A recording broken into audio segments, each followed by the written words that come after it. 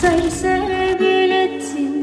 Virginia Rafik in the mix. Remix by Elzeba.